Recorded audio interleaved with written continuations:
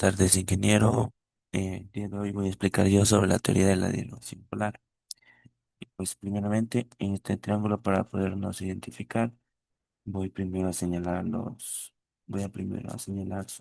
cada uno de sus componentes. En este caso, este ángulo de aquí se le va a conocer como el ángulo teta.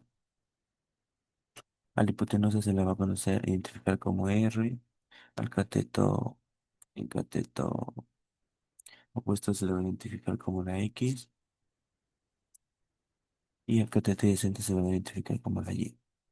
Bueno, primeramente voy a sacar qué es el seno y el coseno del ángulo beta.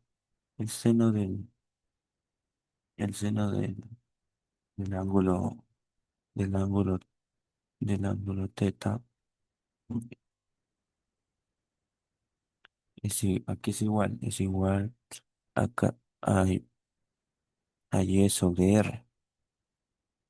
Al igual que el coseno del ángulo, al igual que el coseno del ángulo teta va a ser igual a X sobre R. Pues aquí hacemos sencillamente un simple despeje en el cual vamos a despejar Y y vamos a despejar X, de tal forma que quedaría así el despeje, tanto para Y como para X, en el cual quedaría de esta forma, quedaría R seno seno del ángulo teta. Y en la parte de abajo también quedaría R coseno, coseno del ángulo teta. Luego de eso vamos a sacar vamos a sacar una otra función que es conocida como la ecuación polar, en la cual la identificamos de la siguiente forma. La identificamos como R, que es igual, en este caso, la función del ángulo, como es el ángulo teta, sería la función del ángulo teta, en la cual sacamos dos funciones, sacamos dos, las cuales se las identificamos tanto como X y como Y. Desde aquí nos preguntamos qué es X y qué es Y. Pues como ya habíamos despejado antes, lo que valdría X sería R coseno del ángulo teta. Y Y sería R seno sería seno del, del ángulo, el seno del ángulo teta. En la cual vamos a reemplazar a la R como la función de teta, de tal forma que nos queda de la siguiente manera, donde nos quedaría que X y Y quedarían función de, como función de teta, función de teta, coseno de, función de teta, coseno de teta mismo.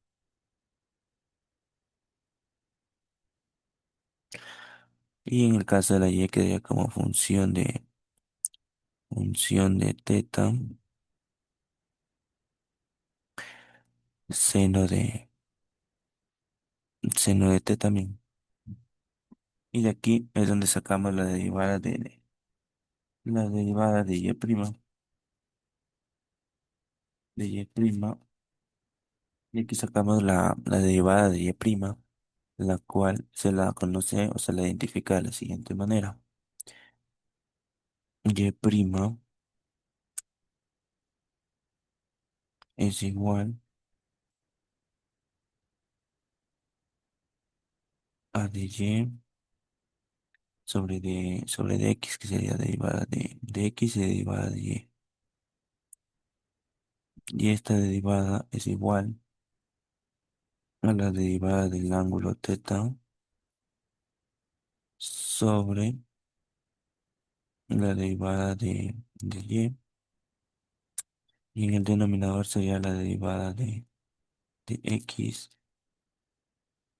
sobre la derivada del ángulo teta, dando así como resultado a la siguiente forma o siguiente despeje, donde derivada de, nos quedaría la función prima de la primera, la función prima de la primera, función prima de la primera por la segunda, más la segunda por la derivada de la primera, de tal forma que nos quedaría de la siguiente manera. Nos quedaría la función, nos, nos quedaría de tal manera que nos quedaría la función prima de, del ángulo teta por el seno por el seno de teta más la función de teta por la derivada de seno, que en este caso la derivada de seno es coseno, y como es seno del ángulo teta, se conserva el ángulo, solo se derivaría el seno y quedaría coseno de teta. Y en la parte del denominador quedaría la derivada la derivada de la primera función por coseno por la segunda menos la primera función por la derivada de la segunda. Y quedaría de esta forma. Y la función de la derivada de q del ángulo teta por el coseno del ángulo teta menos la función del ángulo teta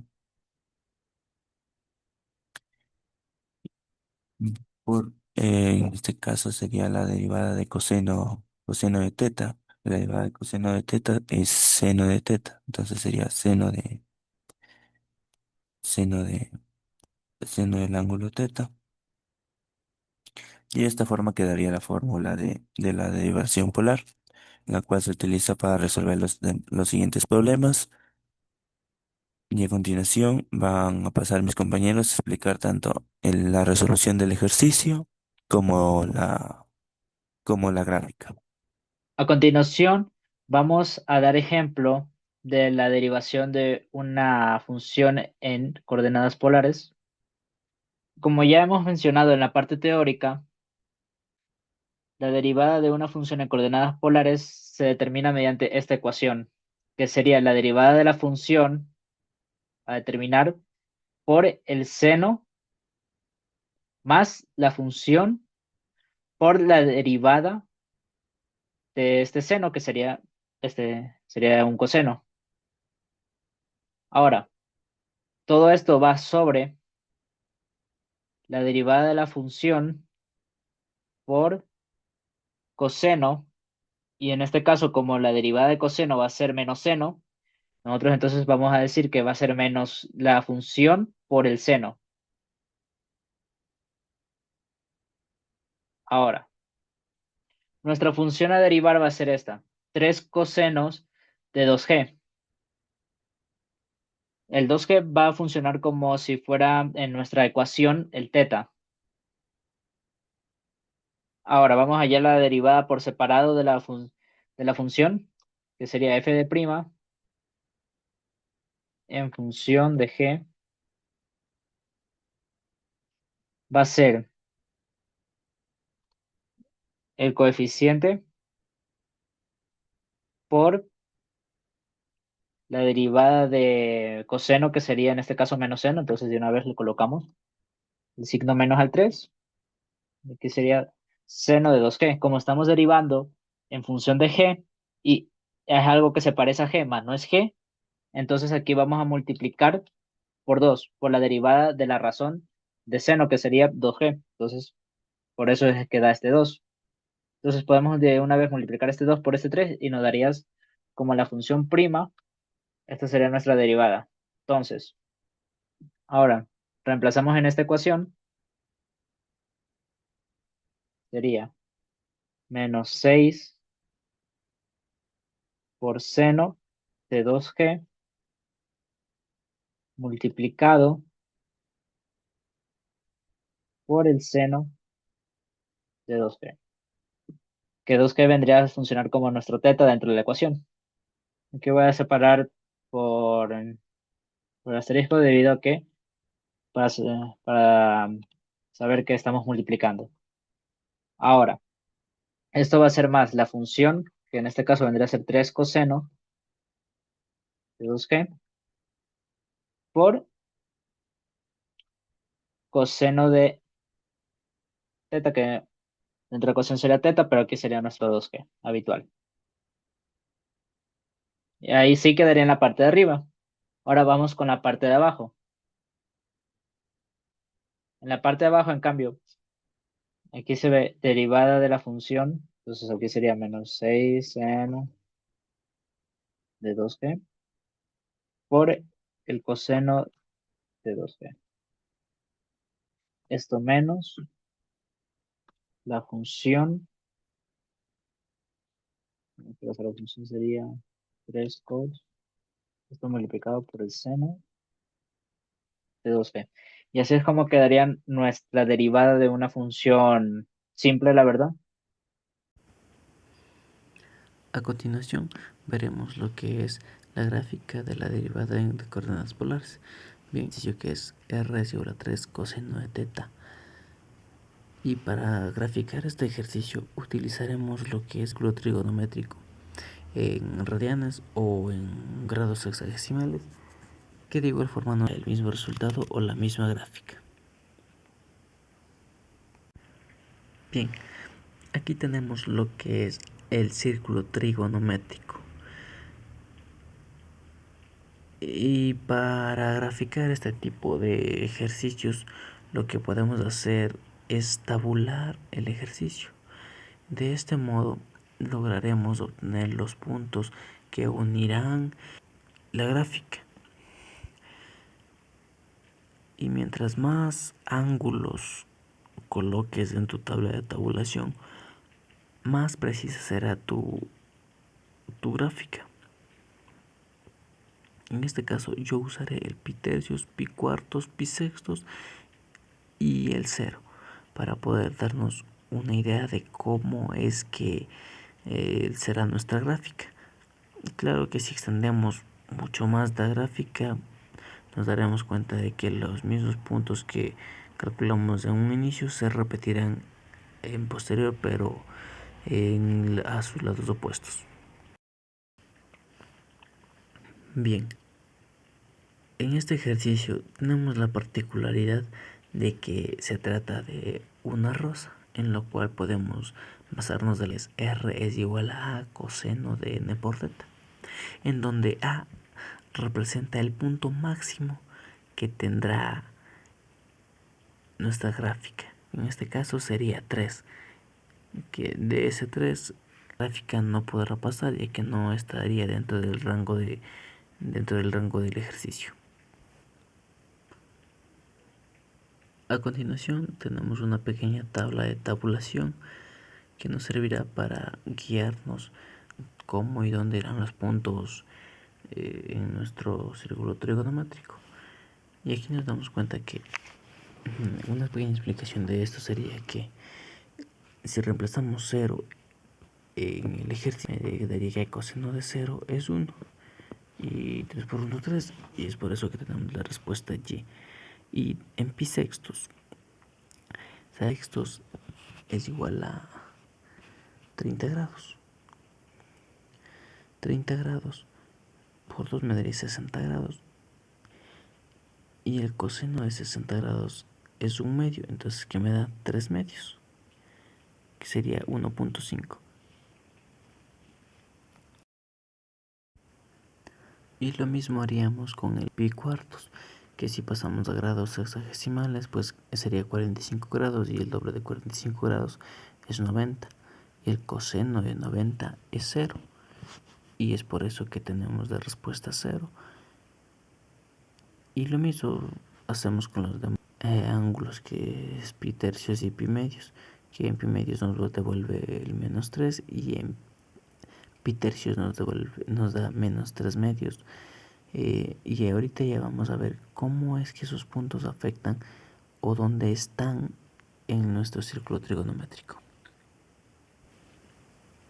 Como podemos apreciar, cuando teta vale 0 nos devuelve 3. Esto quiere decir que nuestro punto va a estar en el 3. Y si extendemos la tabla de tabulación, pues nos daremos cuenta que nos devuelve al opuesto, que sería menos 3, tal cual pasa con el pi medios.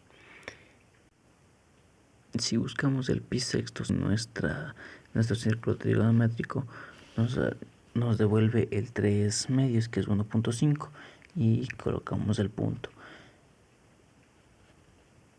Y como el primer cuadrante y el cuarto cuadrante, pues prácticamente si extendemos la tabla de tabulación nos va a devolver los mismos puntos, solo que en negativo, pues lo seguimos colocando.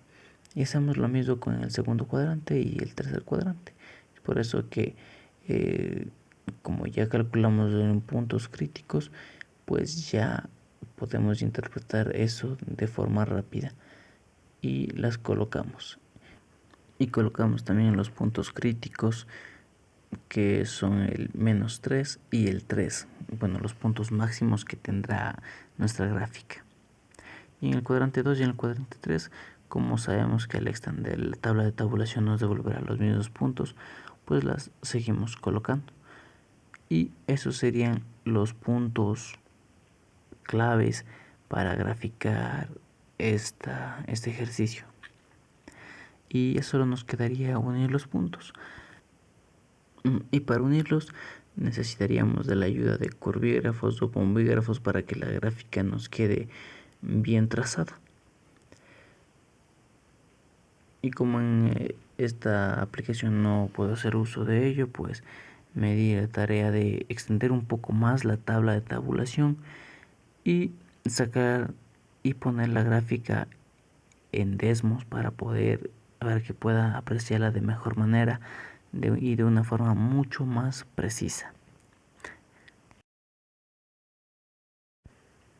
Y ahora veremos lo que es la tabla de tabulación un poco más extensa, al igual que la gráfica.